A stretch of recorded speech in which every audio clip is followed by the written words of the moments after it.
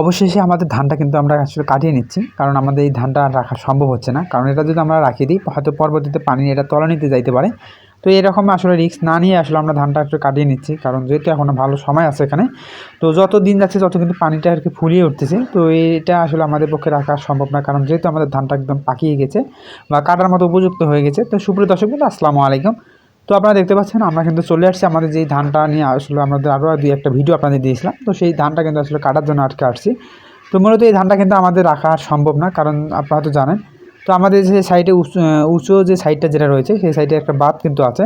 তো সেই বাঁধ দিয়ে কিন্তু আস্তে আস্তে আর কি পানি কিন্তু নিচের দিকে নামিয়ে আসতেছে। তো এই নিচে যত নামিয়ে আসতেছে তত কিন্তু এই যে নিচের যে পানি যেগুলো আছে সেগুলো কিন্তু ফুলিয়ে উঠতেছে।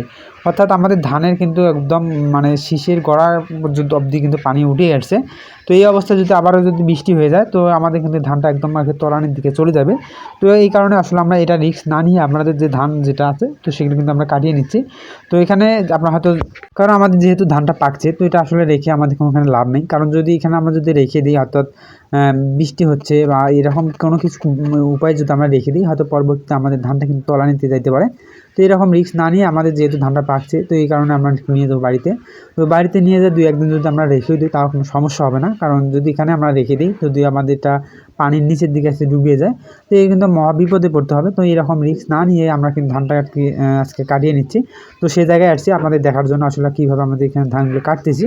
তো এখানে যে পানি যেগুলো আছে, তো ওই পানি উপরেই কিন্তু কাটা হচ্ছে, কারণ আমাদের যে কিন্তু ধানের যে গাছ যেগুলো আছে, তো এই ধানের গাছগুলো কিন্তু এই খাটো হওয়ার কারণে, অর্থাৎ মানে গাছগুলো অন্য অন্য যে ধানের যে গাছ যেগুলো রয়েছে, তো সেগুলো থেকে কিন্তু একটু আলাদা। কারণ এই ধানটা একটু গাছগুলো ছোটো হয়ে যায়, কিন্তু ধান কিন্তু ব্যাপক পরিমাণে ধরে। তো সেটা আপনারা হয়তো দেখেই বুঝতে পারতেছেন যে আসলে কী পরিমাণ ধান ধরছে।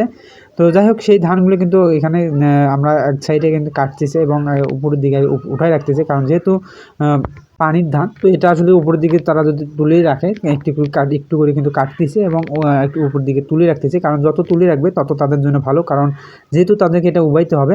তো উপরের দিক যখন আসলে ওটা তুলে রাখে, তো তখন যে পানি যেগুলো আছে সেই পানিগুলো কিন্তু আস্তে আস্তে আঁটি থেকে কিন্তু নিচে আর কি গড়িয়ে পড়ে যায়।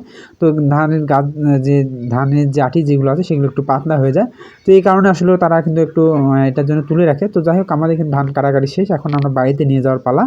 তো যেহেতু এখনও কিন্তু আমাদের বাড়িতে যে জায়গাতে ধানটা যেটা রাখবো আমরা, তো সেই জায়গাটা কিন্তু অবস্থাও কিন্তু খারাপ। তো সেটা জায়গাটা আমরা সকাল থেকে কিন্তু ঠিক করছি, কারণ যেহেতু আমরা আজকে ধানটা নিয়ে আসবো। কারণ এটা আমাদের ধানটা কিন্তু রাখা সম্ভব না, আরও কিন্তু কিছুদিন রাখা যাইতো যদি আমাদের এই ধানের গাছগুলো যদি একটু লম্বা যদি হইতো, তো হয়তো এই সমস্যাটা হইতো না, আরও বেশ কিছুদিন রাখা যাইতো। তো আমাদের যে ধান যেটা পাকছে আলহামদুলিল্লাহ ভালো পাকছে। তো এখানে আর হয়তো আরও কিছুদিন গেলে হয়তো আর ভালো হতো, কারণ যেহেতু ধানের শীষের যে গোড়ালি যে ধান যেগুলো আছে, তো সেগুলো কিন্তু বেশ কিছু আর কি ধান কাঁচা রয়েছে। তো যাই হোক, সেই ধান শুদ্ধ আমরা কিন্তু কাটবো। তো যেহেতু আমরা এখানে কিন্তু ওরা আসছে, তো ওদেরকে আমরা কিন্তু আসলে একটা তাড়াহুড়ো করে কিন্তু উভয় শুরু হচ্ছে, কারণ আকাশের অবস্থায় এখনও কিন্তু ভালো না। তো কখনো আসলে আজকে যেহেতু আজকে তাও একটু ভালো আছে, কারণ আজকে একটু কিন্তু রোদও মাঝে মাঝে উঠতেছে। তো পরবর্তীতে আবার ফির আকাশে একটু মেঘের মতো আছে। তো যাই হোক, এইরকম অবস্থায় কিন্তু আছে। তো এই অবস্থায় কিন্তু থাকা ভালো না, কারণ যে কোনো একটা দিক থাকলে কিন্তু সেটাকে আসলে পজিটিভ নেওয়া যায়। তো এখানে আমাদের ধান যেগুলো আছে, তো এই উঠানের দিকে আর কি আমরা ধানটা কিন্তু উঠাই নিচ্ছি, কারণ যেহেতু আমাদের এই জায়গাটাতে আমরা ধান মাড়াই করার পর আমরা ধানটা রাখবো এখানে। তো এই কারণে আসলে আমরা এই জায়গাতে রাখার চেষ্টা করতেছি, কারণ যেহেতু আজকে ধান মাড়াই যে গাড়িটা যেটা, সেটা কিন্তু আজকে আসতে পারবে না। তো ও যে যাদেরটা আমরা করিনি তারা কিন্তু বলছে। তো যাই হোক, ভালো থাকবেন, সুস্থ থাকবেন।